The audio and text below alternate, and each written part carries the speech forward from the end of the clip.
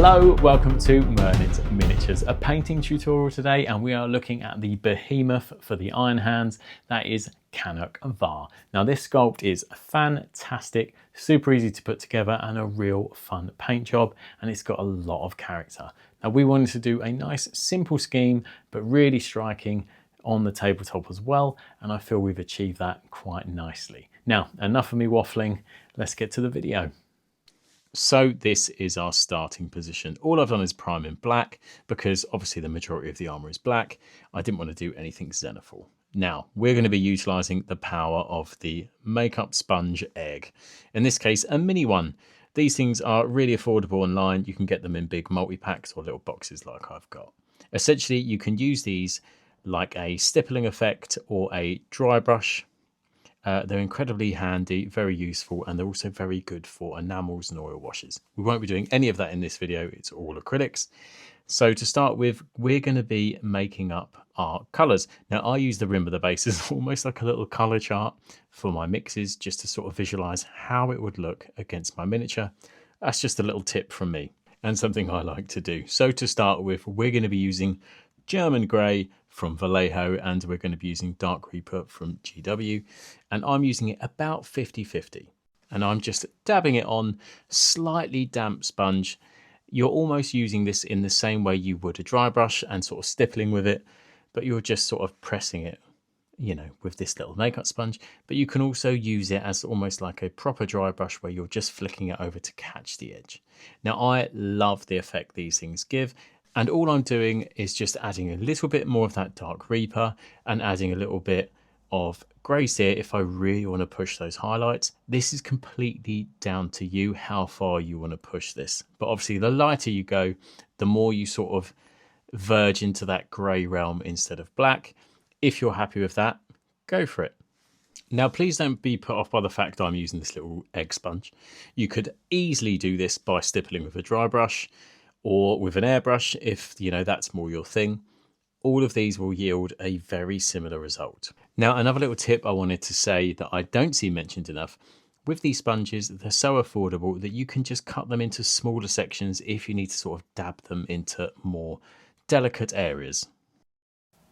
As always, if you're enjoying the content, please do consider subscribing, liking, commenting, sharing, all of those great things to help the channel grow, and let us know what you want to see painted up next. So this is where we're at with the armour. We're going to do a few simple highlights before moving on. I'm just going to be using pure Dark Reaper just to add sort of a thicker highlight to the edges of some of the armor panels, and I'm putting this on as quite a thick edge highlight. It is watered down ever so slightly and it yields a very nice result. If you want to push it further, just add a touch of that Grey Seer. And this is what I mean by adding a touch of Grey Seer, and I'm just adding this to sort of the higher points and little areas that I want to just add a little bit more detail and attention. Also, I just want to quickly mention brush size.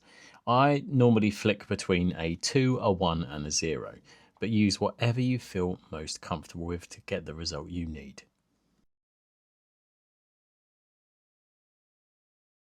And this is where we're at so far. I think this looks absolutely fantastic, but it is slightly more blue than black, but we're going to tackle that later. Trust the process. So for our sort of more white details, we're going to be using Grey Seer because I don't want it to be too stark white, and Grey Seer has fantastic coverage. I'm going to be using this in sort of 2 coats and adding a touch of water on the wet palette. Any large flat areas like the casing of this gun, I did do 3 coats. As you can see, where I water it down, it does look a little bit patchy. That's absolutely fine, it's just adding a few more coats. So with that done, we're going to move on to the metallics. I'm going to be using Leadbelcher because I want it a little bit dark and a little bit grimy. But you can use any sort of silver metallics you like. I believe most of the details are so sort of minor on this model. Use whatever you feel comfortable with and gives you the best result. For the power club, I'm going to call it, I'm just going to use Retributor Armour. It's one of my favourite golds. Goes on like a dream, and I really like the colour. One thing I forgot to mention is the little rivets and bolts. I've picked these out in just the chainmail from Vallejo. You can leave these with the armour, it's completely up to you. It's not a massive detail, but it does look quite cool. Mephiston red for our red pipework. Fantastic coverage. A nice mid-red, probably verging on the brighter side, which is fantastic for what we need because it's such a minor detail. We don't want to spend too much time on it.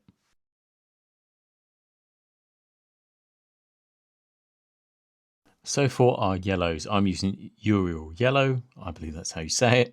This will take a ungodly amount of coats. You could use grey seer as a base if you wanted a slightly brighter tone.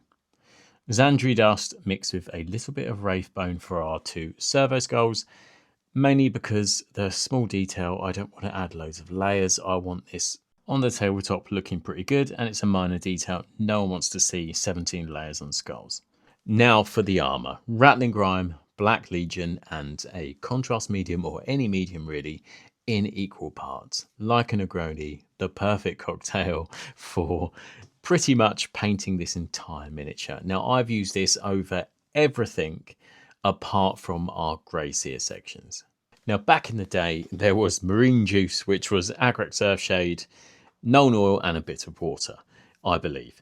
And I think this is sort of the, in my opinion, my new version of that for contrast. So with that done, I wanted to show you a sort of before and after. Now you might not see it on the footage, but I believe that is a nice difference. So Agaros dunes, I'm just adding as a slight oily, weapony, grimy. I wanted like a Mad Max vibe to the sort of mechanical foot and the club, like where it's leaking oil out the pistons, and it's just a really subtle look, but I do think it reads well. So onto those white sections. Soulblight Grey is the most easy, cheat way of adding a nice shade to any of your white sections. And once that's dry, you can come back in with white as an edge highlight. This over grey seer is perfect. Speaking of grey seer, we're going to add some edge highlights to that now black looking armour. If you want the easy mode, just go for the highest, sharpest edges, but you can spend as much time on this or as little time on this as you like. So for our lovely little servo skulls, I'm going to be adding a highlight of wraithbone just to make them stand out a little bit. But as I say, they're not the focus of this miniature, so I'm not too concerned about spending too much time on them. I'm coming back in with that Mephiston red over sort of the gems and the pipes, anywhere where I've put that sort of, I'm going to call it Negroni wash. Now Screamer Pink back over the weapon handle, again that had that wash. Where it's such a small section and I'm not trying to draw much attention to it, I'm just putting a little bit more Screamer Pink over it. And this is where we're at, and it's looking really good now. So I'm going to be using Vallejo's chainmail, and I'm just going to be doing really rough little scratchy highlights over any of the metallic sections, just to add a little bit of drama and contrast to those now slightly matted down darker metallics. So we have an error. It happens from time to time. So my sincerest apologies from myself, because I didn't notice that the camera wasn't recording due to a memory card issue, and it has skipped the small section where I go over the lenses. So I'm going to try to explain it as best possible with a very grainy image. So here we are. We can see the lenses are painted. Now, if you can see, it looks very clearly like they're done in 3 stages. I'm talking about the servo skull. And that is literally grey seer. Then I add a coat of Striking Scorpion contrast paint. I add a touch of Brilliant White, or any white, to the top left. And then the bottom right section that you can see, that is a coat of white, and then I added a small amount of fluorescent ink just to give it a bit of a pop. And for his sort of eye, all I've done there is grey cere, striking scorpion green, small dot of white in the middle, and then added that fluorescent green over the top. Apologies again. Now, let's get back to the rest of the video. So one of the most cool things on this miniature is the little hologram coming from the servo skull. I didn't want to overcomplicate it. I started doing it blue, but I didn't want blue, green and red on the same miniature. So I kept it simple. Striking scorpion green over the top of grey cere. It's just cheat mode easy with a few highlights. But while that's drying, I'm going to start talking about the skin. There is the tiniest amount of skin. So it's Rhinox hide mixed with a little bit of Mournfang brown and just adding more and more Mournfang brown. And then finally adding a tiny edge highlight of Wraithbone.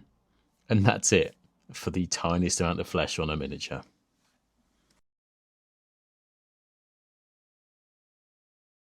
So we're really starting to cook with gas now, but we're going to elevate that hologram a little bit. So we're going to use grey cere to do some edge highlights, and then we're going to come in with moot green and do some dry brushing over the top.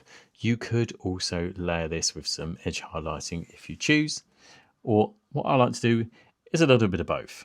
For some interesting streaks of light coming from the main body, use grey cere and used a watered down striking scorpion green. For the basing now, as the miniature is pretty much done, I'm going to be using XV88 over some texture paint as our main base. I'm then going to come in with Griff Charger Orange and apply that all over the base. I'll add a touch of water just to thin it down. Not too worried about medium.